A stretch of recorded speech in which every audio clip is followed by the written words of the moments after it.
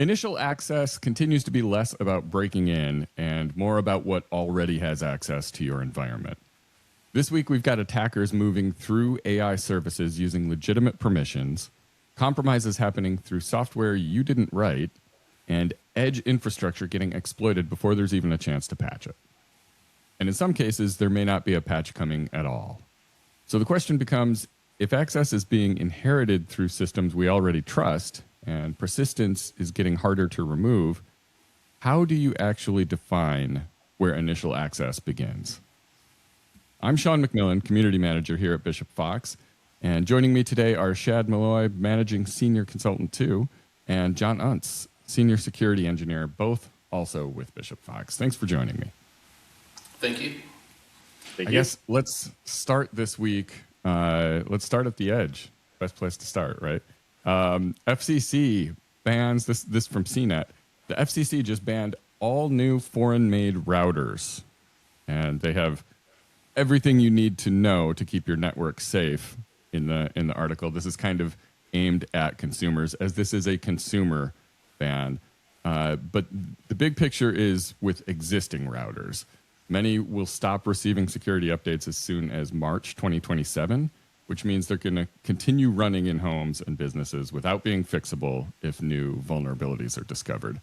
So we end up with all these internet-facing devices that are known to be insecure but still in use. How do you operate if a class of edge devices like this is guaranteed to be unfixable? Well, so my kind of take on this is I already treat a lot of my my home routers as if they're already compromised, right? Like my ISP equipment that is dropped off by AT&T or whoever. A lot of those are already kind of disparately patched, based on their own patterns, and so I already kind of treat those as untrusted infrastructure, and so. To me, that while I definitely disagree with the decision to ban all foreign-made routers just on the fact that they're foreign-made, I don't think it necessarily changes my personal risk factor or risk model for these devices. Sure.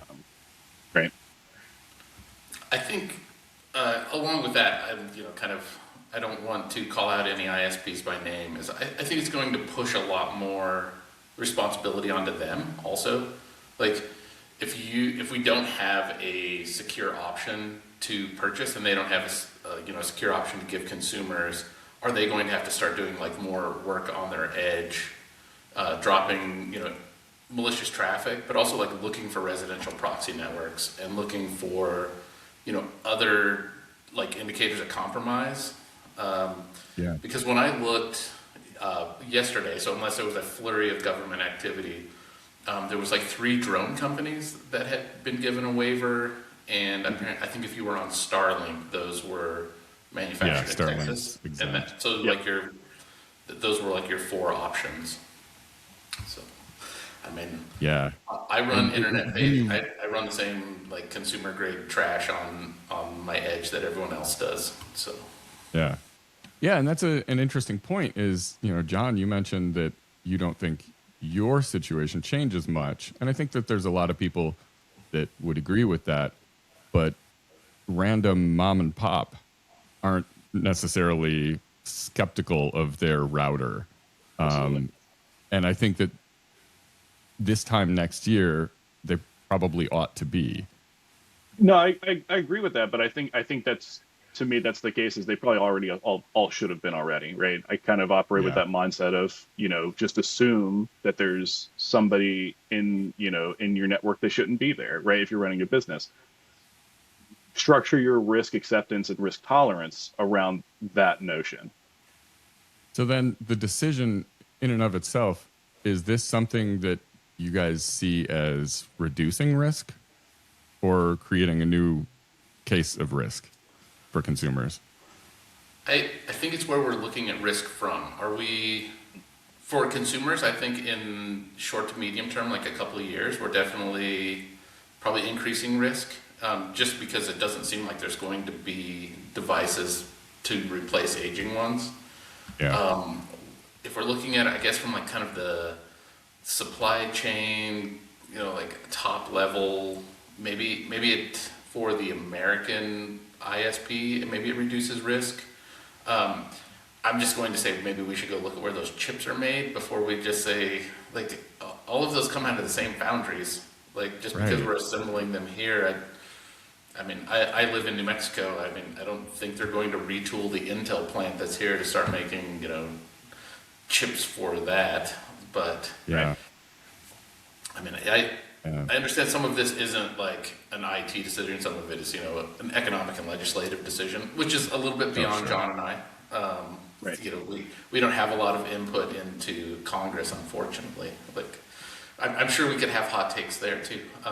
We're working on that. Definitely. Yeah. Yeah. One of the Yeah, and I think sorry, go ahead. no. Go ahead. Go and finish. I'll follow up.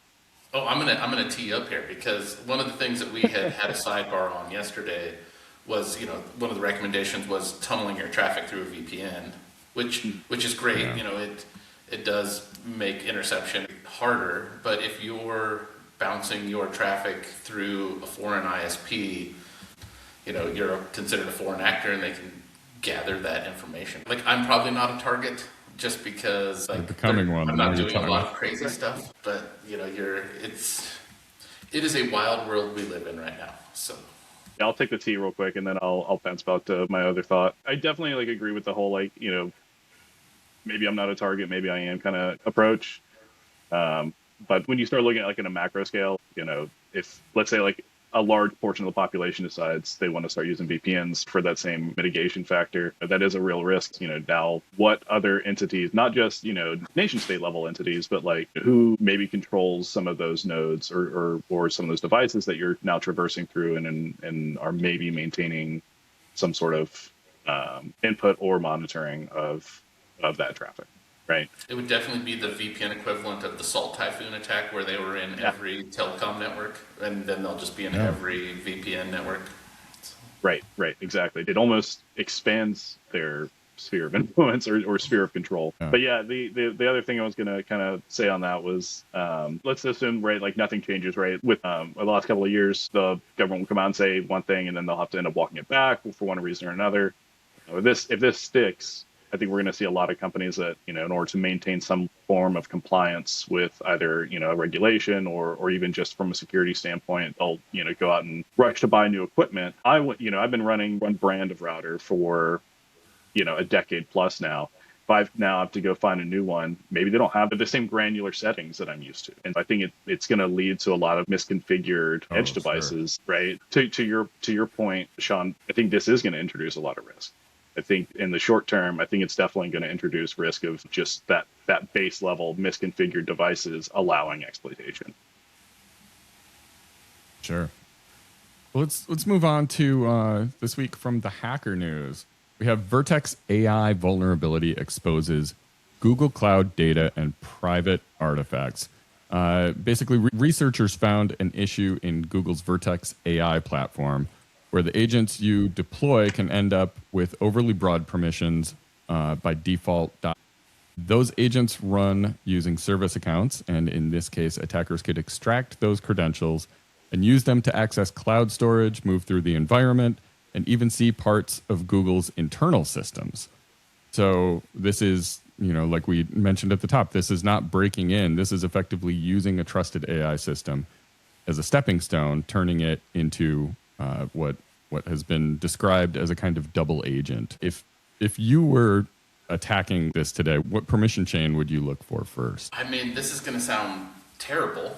I would literally just spin up a GCP account, set it with the default, and then see if I could get across buckets or across permissions or cross metadata into like a client's network, basically with zero effort. The effort of setting those up, but you're not even trying to get access to their systems illegitimately. You're just seeing if you can basically share the same backplane as one of the clients. And I think we've harped on this before, or I've at least seen it in a lot of the new threat modeling stuff, is like least agent privilege for AI. And we used to have default permissions. We used to have, like default user passwords.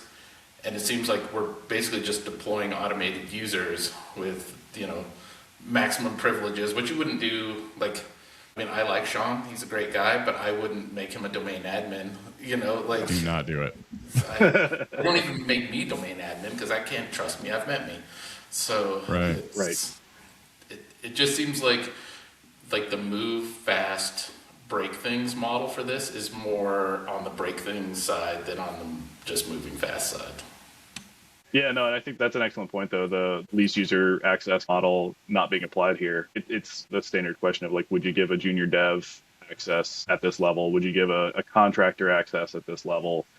I think that was something that's been brought up here before, right? Like, we're treating these tools in an automated fashion with, some degree of expertise that they don't have. They don't have the ability to discern some of those logic decisions like a person in the loop would, hopefully. And so I think we need to treat it as such, like at least required permission as possible. Is that basically the summary of the fix for this? I mean, is there any configuration issues, or is it really just that least privilege? The summary of their fix, their guidance was don't use default permissions. Spin up your own permission set, and it was like, okay, like everything old is new again. And yes, right. We went from everyone's a domain admin to zero trust, and we're just full circle. Yeah. Yep, it happens again. Let's look at also from the Hacker News this week. Google attributes Axios NPM supply chain attack to North Korean group UNC 1069. This North Korean threat group compromised the NPM account behind widely used JavaScript library Axios and pushed a malicious version of the package. When developers installed or updated it, it automatically ran hidden code in the background that installed a backdoor and gave the attacker remote access to the system.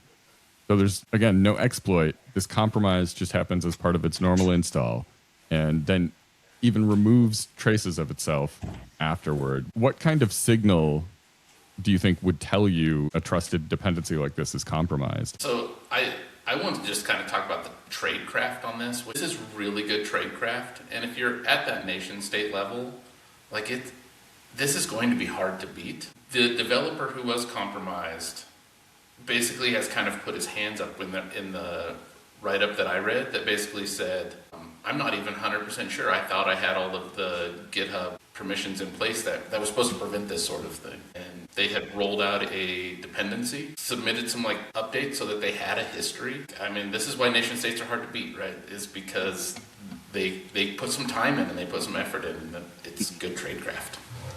Right. I think we're so focused on signature-based detections a lot of times. Yeah. We forget that sometimes we just need to look at behaviors. Any good network admin should be looking at what is the correct flow of traffic from a domain controller to a client device and vice versa.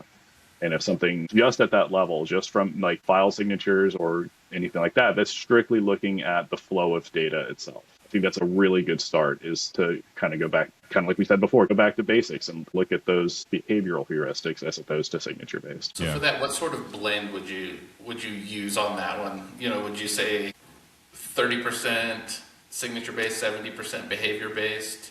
If we can get this into some sort of seam and kind of start applying statistics on top of it. I'm not sure what level you think that this one would be at. Is it 90-10? So. Yeah, I mean, it's hard, right? Background for me, I'm not super defensive mindset. I actually came from kind of an attacker mindset background. And so those were the decisions being made for every further step of access was, does this look right? Do I look right from, not necessarily from, somebody that's going back and doing triage after the fact, but do I look right now to a network administrator who is actively watching what I'm doing? So, as far as from a scene perspective, maybe we do need to crank it up to 90, not close to 100%. Just stop looking at signatures, just look at behaviors. Yeah. I'm going to ping one of my Splunk friends after this and be like, hey man, did you get a briefing on this? How would you have caught this? Yeah. No, I legitimately want to know, like, people that work on that side of the fence. But when you mention like the developer himself saying like, yeah, I checked all the boxes, right? That's unfortunately that's common, I think, in these types of takeovers. I do think we're seeing these types of supply chain takeovers to be of that caliber where you are doing the correct model. You actively putting in defenses for your accounts and for your repositories. Yes, that's a tough one. I will say that I think they used like Shaw pinning on a similar but different NPM takeover, and it hurt me because I was like, I have recommended that to our clients, and I was like, well, I guess I got to go reread that paper and maybe send out a couple follow-up messages to some clients being like, I told you to do Shaw pinning, but don't only do Shaw pinning. Right. And again, right, like talking about the 70-30, 90-10, whatever, it's all fence in depth, right? Do all of it. Don't just stop doing one of them. Do all of these things and minimize the attack surface. All of those things right all of the time with no gaps. That's all it takes. I don't see what's so hard here. It's all of my AI prompts. They make no mistakes, right? So I'm good. Yeah. Use the Trivy scanner. And somebody was like, oh, well, were you part of that compromise? And I was like, oh, no. I don't update tools on tests. So I'm always like a couple weeks behind. So it's just my personal laziness that... procrastination strikes again. Yeah, no, the number of times I've been saved by my own procrastination. Absolutely. All right, let's move on to Cybersecurity Dive gives us Citrix NetScaler products confirmed to be under exploitation. Researchers are seeing active exploitation of a critical vulnerability in Citrix NetScaler devices, which sit at the edge of many networks, handle a lot of incoming traffic and authentication. The flaw can expose sensitive data like session information, and in some cases may be part of a larger chain of vulnerabilities. What's notable here, though, is the timing.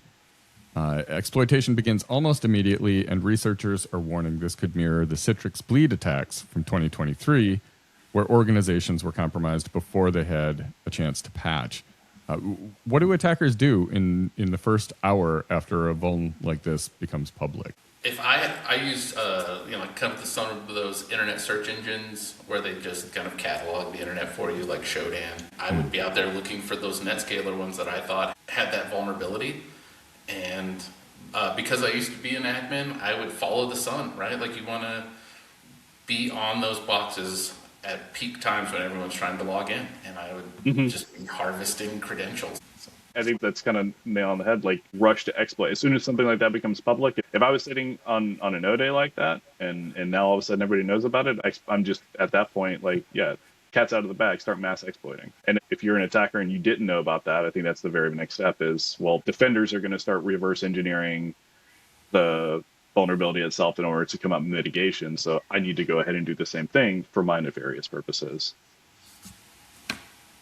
Which exposed systems do you think are most likely already compromised before any sort of patching starts? If you're in a high value industry, like healthcare, probably like anything that's under the CISA list where they're critical infrastructure, government systems, probably financial. But I don't think you're safe anymore. I don't think like you're industry safe. If you appear in some query that somebody ran and you're just I wouldn't say like mom and pop shops probably aren't running NetScaler, but you're a small kind of regional business and you're running an NetScaler, like your plumbing company now has to have the same footing as, like a JP Morgan, like some huge financial industry, just because of how you appear in the search engines.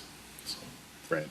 Yeah, and like a lot of those have a change management process for some of those high value systems, right? The priority is uptime.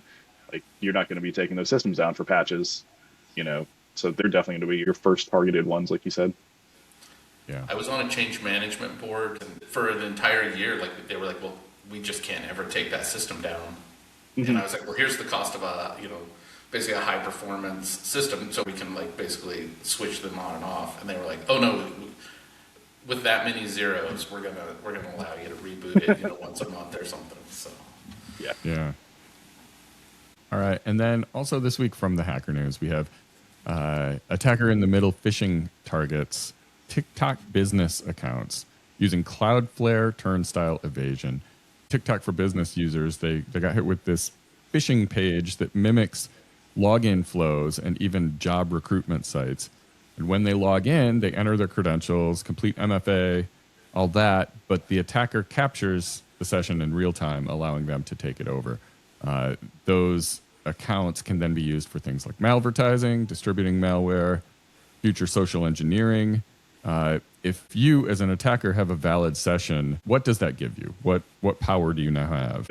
I was going to say, it depends on if it's like a smash and grab. Like, are you just taking every token, every cookie, basically just hoarding those, or is it a little bit more targeted? I wasn't really clear from the write-up whether it was more of a targeted spear phishing, hitting like certain businesses for the malvertising, or if it was kind of just a broader campaign, or was it one masking another, right? Was it a spear phishing campaign with a larger one on top to like make it seem less targeted? But I just take, as a pen tester, and this is a slightly different technique than that, I just take everything. I'm going to steal every session token and cookie and figure out why I need it later. Right. Yeah, because the next step should be persistence, right? And if that persistence is simply another session, right? As soon as I land on my first session, the next move for me is get off of this session. Whatever my initial access vector was, I went off of that initial access vector as quickly as possible so I can maintain some level of persistence. Yeah. So on the defense side, what's their visibility and how does that drop off in an attack like this after authentication? Do they have any insight into that? Like a standard user browser, like it's probably logging to consoles and stuff if you know how to dig through those. There are like enterprise solutions, cloud access security brokers and stuff that will check that for you. But conventional EDR kind of drops off at the session. Like it knows what the browser's doing, but it's not looking inside the browser. So you probably need like an extension to that tool set.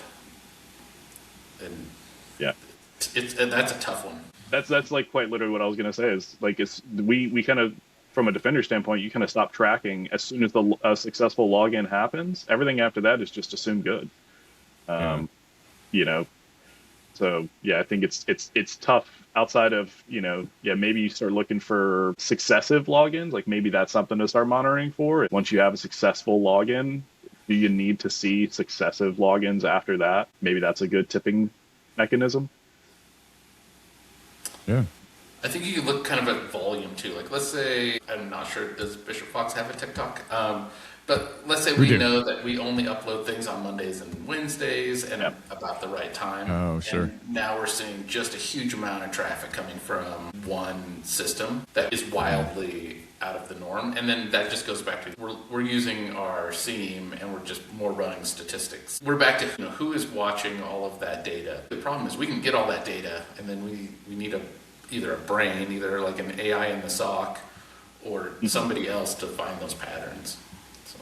Right. Because you're trying to filter out what's normal versus what's outside of those the whitelist versus the blacklist mentality. Sure. Yeah.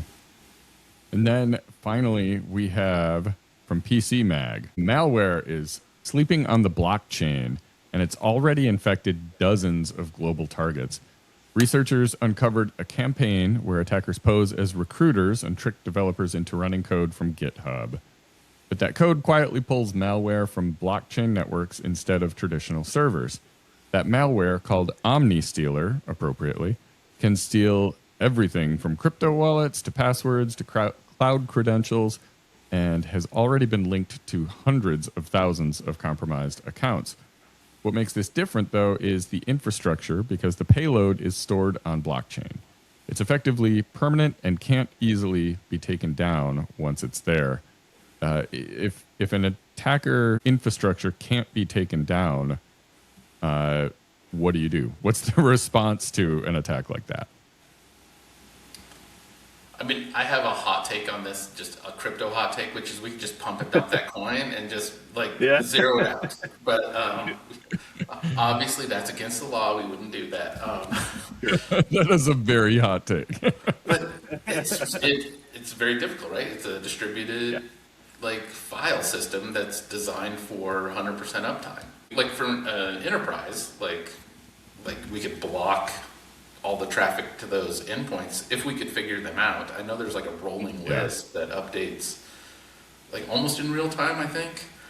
And it's like maybe this one just has to go signature based. And it's like, why are you talking to that blockchain at all? Yeah, like, ever, right? If it's not normal. Yeah. You're gonna shift your model from from a takedown element to a containment element, right? You don't have if you don't have the ability to remove. Let's kind of going back to like our first article of treating certain things as necessary, malicious or misconfigured devices. If it's something that looks like you can't remove it because it's a necessary evil, you just work around it, put it in its own little box, and just leave it in the little box. Keep it happy. Right. So where does detection need to move if you can't reliably remove anymore? I was gonna say to the edge, but like calling back to the first story, now we don't even trust the edge. Maybe put all your crypto stuff in one VM and just keep that thing powered off, and then tunnel that traffic through. There's the box. Yeah. And Yeah. Well, I think it goes back to what we had said before from behavioral analysis. What does a normal one look like? What does normal behavior look like for interacting with a blockchain? And if it doesn't look like that, if it doesn't look what we consider to be normal, that's probably malicious, right? Or at least could be treated as malicious if you don't know. Yeah. There's also a chance you could just impose costs on that. Like, who, like, I don't think you know exactly the person, but I think you know the entity that created that. And then, the concept of the gas fee, which is like you have to pay some fraction of a crypto to like do your transaction. Be like, you are increasing the load on our blockchain exponentially. To do that, you have to, now charge a gas fee. And then I think that monetary barrier might be good. Yeah. Well, if there's a thread across all of this, it's that access is not always created. It is often found. And once again, thank you, Shad, John. Appreciate you guys stopping by to help. If you found this conversation useful, share it with someone in your organization. We'll be back next week. Until then, stay safe. Thank you.